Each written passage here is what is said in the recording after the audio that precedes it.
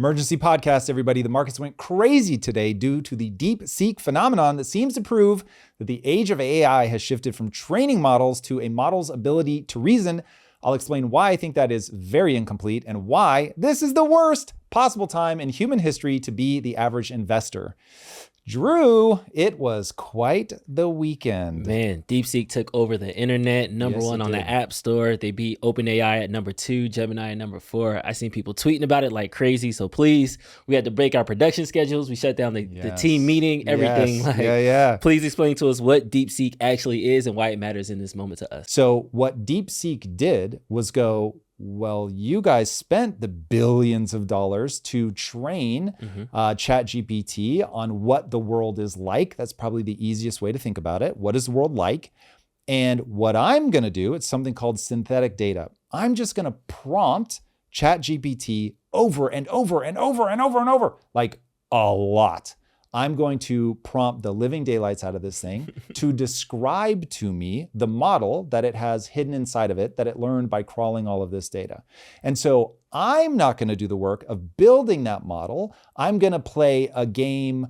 Oh, this is probably a terrible example, but like Battleship, where I'm like, is there anything here? Or maybe more accurately, what's here? When I ask this question, what do you tell me about the world? When I ask this question, what do you tell me about the world? And now I can reduce all of these numbers, again, going from training costs 100 million to 5 million, the GPUs that I need to do it from 100,000 to 2,000.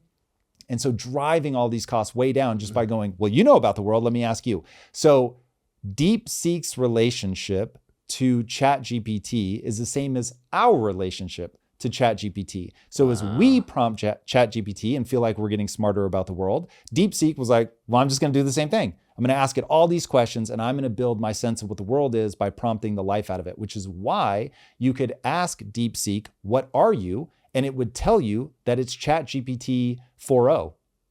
Because literally it had prompted it so many times, it was basically like, well, this is what I am. So utterly fascinating, but it really does beg the question of, okay, well then are the days of training behind us? And now this is just about, okay, you have a picture of the world in your mind, dear LLM. And now it's about who can look at that picture of the world and come up with the most compelling answers. So when I ask it for whatever you're asking it to do, write a bit of marketing copy, have it improve your screenplay, which is something that I was literally doing this weekend as I'm reading all of this drama, and getting really good at that is now the name of the game. And if that's true, and this is why the markets went crazy, if that's true, all of these companies that we've been rewarding by buying their stock, like Nvidia, for making these chips that allow people to train, well, all of a sudden you don't need as many GPUs because you can do all that training on much less sophisticated hardware, and you can still get a really compelling answer. So, hey, amazing gift to humanity that OpenAI went and spent all these billions of dollars, but now there's no moat because that exists and I'm able to query the life out of it to build on a much cheaper basis a working model. And as long as my reasoning is better or at least as good,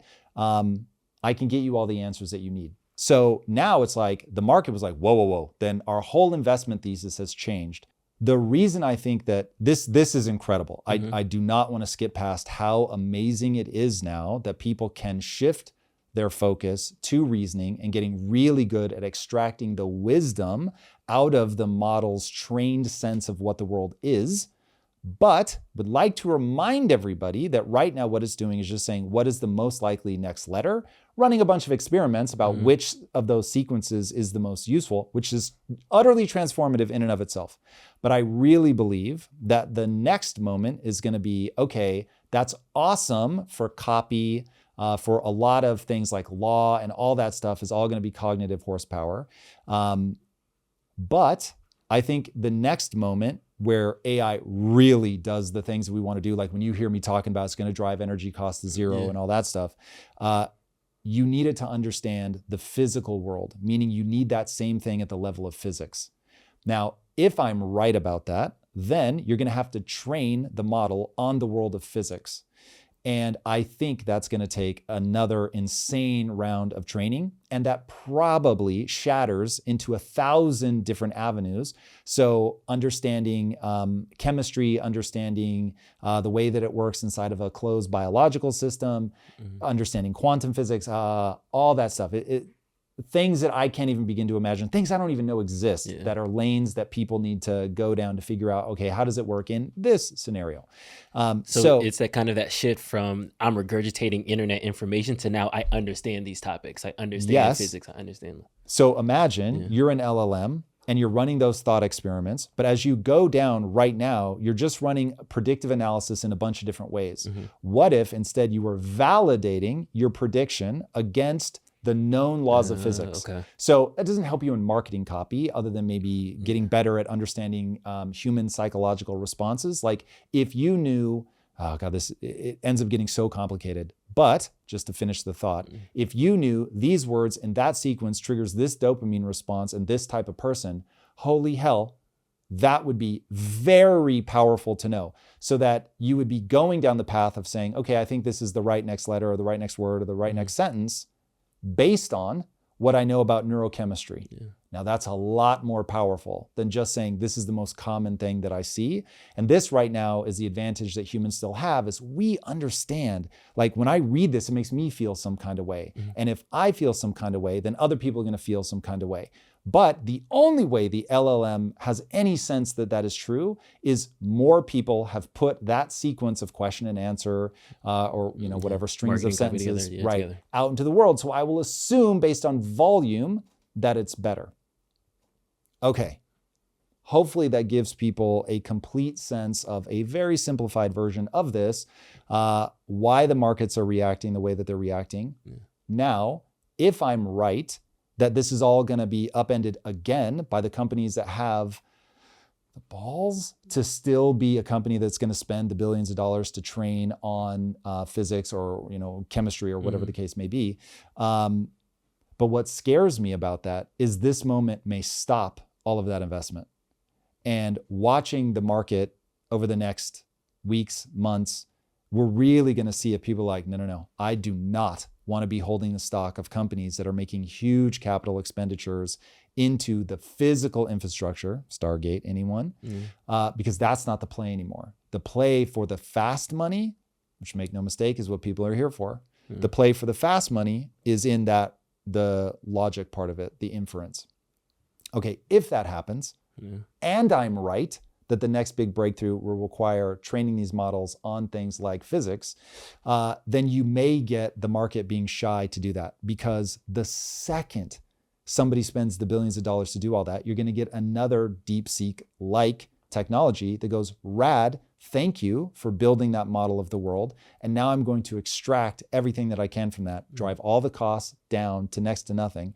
And so how this will play out, I cannot even begin to tell you. I love to look at things as a sci-fi writer and say that it's entirely possible that we get into people really being protective of that data, that they want to wall things off. And you saw in the conspiracy around DeepSeek, which is very fascinating to watch. It's all happening in real time. But if you go, as of the time of recording this on Monday, if you go to DeepSeek's website, they have restricted access to DeepSeek. Now, the initial take on this on X was that this is because the CCP is behind DeepSeek, and they launched DeepSeek R1 on Trump's inauguration day as a way to say, oh, you think you're going to ice us out? You guys tried to make it impossible for us to access these chips. Cool. So that we couldn't build the training models. And we found a way around it using way inferior technology, the ones that we could get, made it way more efficient, and we're still able to match you guys within months. So you thought you had a year or 2 year head start on us. You have a month, 2 months, nobody's going to care. Sheesh. And so we're now at parity. Now, what has actually happened, at least as it seems right now, is that people have started attacking DeepSeek. They said malicious attacks of our site. And that's why we're restricting access. So yes, Right now, they're restricting it to people with Chinese phone numbers, but everybody that already has it and downloaded, already has an account, can still get one. Now we'll find out what's true, if this is really a CCP play to say, haha, motherfuckers, you thought you were going to be able to limit us. We dropped this on inauguration day. Now we're limiting access. It's only for people in China, but now you know it exists. Wah ha ha. I don't think that's going to be how this plays out. Yeah. There's certainly censorship and all that, which is a topic for another day. But this is definitely a wake-up call to America. So let's talk about what Marc Andreessen said. That's exactly where I was going. Can we pull up that Marc Andreessen tweet about DeepSeek R1 is AI Sputnik moment? Honestly, I don't know what Sputnik is, so you might have to break this down. Give me the elementary level for me. Okay, so I'm sure for a lot of people. So Sputnik was what, 1956? 1958, something like that. So Russia launches the first manned satellite into space, not satellite. They sent somebody into space. They didn't get him to the moon, but I think he was the first person to orbit. And so it was a big deal. And it was like, whoa, Russia, communist country, they're ahead of us. Oh my God, they're going to win the space race. This lit a fire under America's ass. And I would say leads to JFK saying we're going to get to the moon by the end of this decade, not because it's easy, but because it is hard. Okay, so it's this whole Cold War mentality of we now have an enemy and they're making us sweat. It's like everybody, if you're trying to do something great in life, having a worthy adversary is incredibly useful. But I have a feeling that a Cold War is going to be good for humanity for sure, may even be good for America because of this spirit of we can't lose. We absolutely cannot let China get ahead of us. Now, I think people are going to forget that as of right now, DeepSeek is open source. So it's on GitHub. Anybody can grab it. They can download it. But there is something unnerving about seeing your opponent move that fast that you're like, I don't know if we're ahead. And it's going to matter a lot who wins the race on AI. So I think that this is really going to wake us up. I have felt like I've been screaming into the void for a long time about the thing that if I really want to piss people off, I'll just say you need to work hard, you need to work smart, and you need to work long hours. If I say those three things, it triggers the internet and my X feed is going to be full of people. Hey, dumbass, if I'm working hard and smart, why do I have to work long hours? And I will just say, because China's going to hand you your ass. You're always going to have somebody else that's like, oh, they're working hard and smart. Rad, then I'm going to work hard, smart, and long hours. Somebody is going to do all three. And when you meet them, you will lose. That's a riff on a famous quote. That I think is really true. And I really hope that this does, in the way that Marc Andreessen is nodding to, inspire us to fucking go hard in the paint. My message to every young person out there, genius is a young man's game. I am doing my best, Drew, to outrun the truth of that quote, and I don't think I'll be able to do it. And so it really is going to take this next generation to be hungry and to say, I don't give a fuck if you torched the housing market. I don't care if you're inflating my money out into nothing. I'm still going to win. So bad policy doesn't block dunks any more than booze don't block dunks. Now, sadly, that isn't true, and bad policy will fuck you up.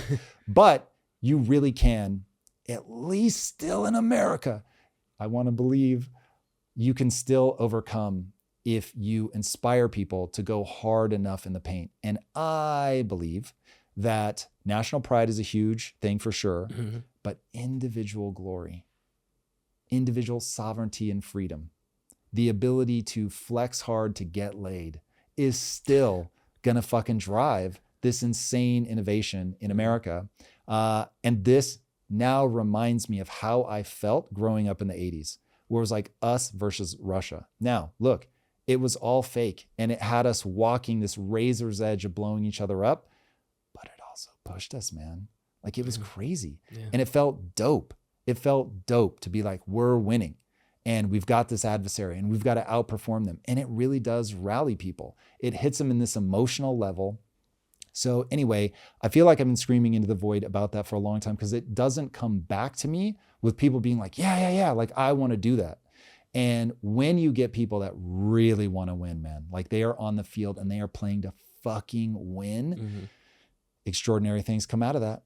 And I would say China is a very worthy adversary. There's a quote in The Social Network where Mark Zuckerberg, as a character, says, China has more geniuses than we have anything. More people with genius IQs living in China than there are people of any kind living in the United States. That can't possibly be true. It is. Now, if that's true, it isn't gonna be easy, man. Like, you really have a formidable foe. And people that want to throw racism on the situation, you're gonna lose, because smart and hardworking people are the world over. Yeah. And the second you try to be like paint any nation with any brush, woof, mistake. Definitely. And so, yeah, taking these guys seriously, I think, would be wise. There is still cause for optimism, though. David Sachs put out this tweet. DeepSeek R1 shows that the AI race will be very competitive and that President Trump was right to rescind the Biden EO, which hamstrung American AI companies without asking whether China would do the same. Obviously not. I'm confident in the U.S., but we can't be complacent. This is the vibe for me. Yeah. And the fact that he is the AI and crypto czar, like having that come from him, I think sets the right tone. And here's the thing, the youth get whatever country they want. And so it's going to be a question. Do they want a country that is dominant globally or not? And if they do, they will get it, because we are still the place that people the world over want to come. We are still the place as generation after generation after generation of hardcore motherfuckers. And so if we can harness that in policy and in cultural enthusiasm, we've got a shot. Nice. Now we have to circle back to the investor markets, because markets across the board were down this morning. Some people said Nvidia was done. People were swinging. I seen shorts. I seen all types of stuff. Why did this DeepSeek announcement have such a rampant effect on the stock market? Okay, so this is where I'm going to start at the beginning, and I'm going to speed run my analysis of life in 2025. Your money's being inflated, which either makes you know intellectually or intuitively that saving money is a losing strategy, which it quite literally is. People that save money are actively losing money. So you have to do something with it. Some people will just spend it willy-nilly, YOLO their way through life, and they're never going to get ahead. Some people will gamble in the stock market and try to get ahead. And so if you focus in on the fact that we are being forced to gamble at a time where the world is changing so rapidly that people are just going to get kicked in the face. And people that win one day are going to lose the next. That is the reality when you are trying to use any gambling mechanism as the mechanism to get ahead. The way I would love to see it, and I am a simple mind, fine. But the way I would love to see it is people know, number one, I save a certain amount of my money. And then I take a certain portion of that and I'm going to try either long-term over the stock market, I'm going to try to get ahead, or I'm going to do day trading just because it's fun, it's exhilarating, and it gives me a chance to be right and beat people. So you have a lot of very smart people trying to put together a thesis on where the world is going, and then they're going to bet in the markets that their thesis is correct. Now, when you have a stable market where changes happen over years, hey, you can do that. You can get a nice, stable way of looking at the world that pays off over time. Call it value investing. Yep. When you have a world where you get over the weekend, people's entire view of what the future is changes on a dime, and PS, the Magnificent Seven, which have carried the vast majority of the gains in the stock market, are all predicated on technology. Technology right now, largely being carried by AI. AI suddenly, over the weekend, just gets wildly disrupted. Yeah. And so I'm sitting there going, right now, I am glad that I'm so certain I cannot see the future clearly that I don't make big bets in the stock market. So go up, go down. I'm so conservative that it isn't going to make a big difference to me, but it means that I don't win big. It also means that I don't lose big, which is great, but I'm not winning big. So that's where this really gets hard, because if you go in and tell people, stop betting on the market right now, the future is so uncertain, they're going to say, well, the part of the future that I can see pretty clearly is that my money's being inflated to zero. And so they can't stop. They literally can't stop. Yeah. You'll lose your money. So I hate that. And because the future is changing so rapidly, this really is the worst time in human history to be trying to make money off of a thesis about where things are going. For the average investor, I get that your super bright quants will be able to do it, but Jesus. Now, I remember you said last week we could barely see over the horizon, so let alone trying to have a 30-year portfolio based on Nvidia or based on Tesla or based on some of these companies where the entire moat of AI was it costs too much to build a data center, so we're the best that can do it. Elon famously spent a bunch of money and built a data center in 6 weeks. Everybody was kind of applauding how we can invest massive amount of capital to get this strategic advantage. Just for to your point, overnight, that advantage is now gone. So is there any moat left in technology with AI? Like is this a day one rebuild if I'm OpenAI? Like how does a company respond to when their moat is fundamentally removed? This is the part that I can't see. I don't know if money, so I call it the cover story of the stock market. The cover story of the stock market, which is just gambling, but nobody wants to call it that, and this is true. So it's not a fake cover story. It just isn't why people put their money into it. But the result of them putting their money into it is that these companies are able to aggregate capital and deploy that against something that they want to bring to market that they think will be incredibly valuable to people and that people are going to spend their money on that thing. Cool. Okay, we want that to happen. It's wonderful. The markets are wonderful. I love it the most. I just don't love the compulsory nature of having to gamble. Okay, so now the question becomes, all the individuals that are allocating their capital, trying to get these fast wins off the stock market, are they going to want to invest in companies that are making huge CapEx outlays or not? And if they're not, then now you get back into, and right now I am in wild prognostication phase. I don't know if this is going to play out, but this is how it hits me right now, that we're back into the early days where it was like we were promised flying cars and we got 140 characters of if everybody is just going to just reasoning, meaning inference, that nobody cares about training new models anymore. It's just making do with the models that we already have. That's saying that the models are now as good as they're ever going to be and we're just going to try to extract more out of them. My intuition, which everybody should discard, but my intuition is that's not going to be the play. That until you have a working model that can make sense of quantum fluctuations or whatever the fuck that is, until you can map what dark energy is, until you can predict exactly how the particles collided in a like the Large Hadron Collider, a particle accelerator, until you can predict all of that with 100% accuracy, you have not yet mapped out the actual real world. And I think that's ultimately where we want to end up. But I can't imagine anything more capital intensive than trying to solve those problems. Now, could just be my ignorance, but I would be sad intuitively to see us collapse back to just make use of what we have now versus training the life out of these. But capital allocators are going to do what they think is going to yield a return to them, period, full stop, end of story. And so this is where you get into, well, that's what the government is for. And they're supposed to invest in things like this. And I don't know, man, we'll see. If you are pushing your government to do entitlements over everything, you just don't have the capital left for this. It's going to be weird. I have a vision of the future that I know will have a wrecking ball taken to it like every 72 hours. It's crazy. Like that's not literal, but that's directionally correct. And so it just makes it hard to build a stable thesis. Yeah. And then for this one, I want you to kind of take off your AI hat, put your entrepreneur hat on. Like, how do you outrun your competition? Like, to me, like if my moat was gone over the weekend, like all right, let's pack it up, guys. Like you put your heart into this company, your entrepreneurship journey is so important to you, and then somebody on the other side of the world, to your point, is working faster, longer, and harder, and then now your strategic advantage is gone. Like that has to be all a punch I can in the do gut. is tell you how you think about it as an entrepreneur. So as an entrepreneur, you say, where am I making revenue? In fact, here's a quick 101 for our entrepreneurs out there. Man, this is so simple to do. It's very hard. It's simple to do in theory and very hard to do in practice. You stop telling yourself a story. Because right now, OpenAI, all of them, they're telling themselves a story. Stop telling yourself a story. Look at the reality of how you generate money. The stock price for a lot of these guys is so important.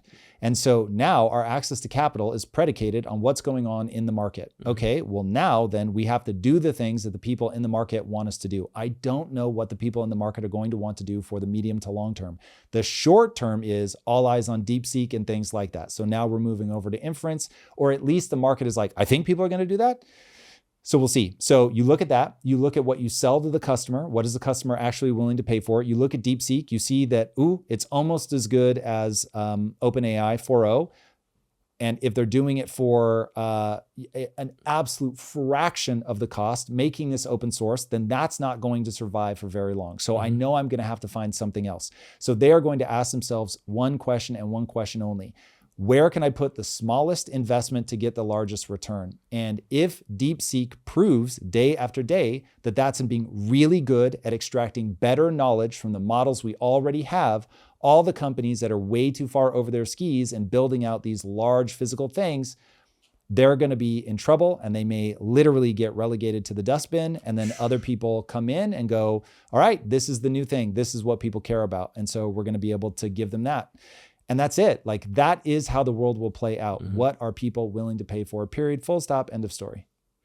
Man, we shall see. That's all I got. All right, everybody. If you haven't already, be sure to subscribe. And until next time, my friends, be legendary. Take care. Peace. If you like this conversation, check out this episode to learn more. This just in, an asteroid is hurtling towards Earth, and it's called AI. Billionaire Chris Sacca and the dinosaurs tell us to brace for impact, all while X reminds us that Sam Altman himself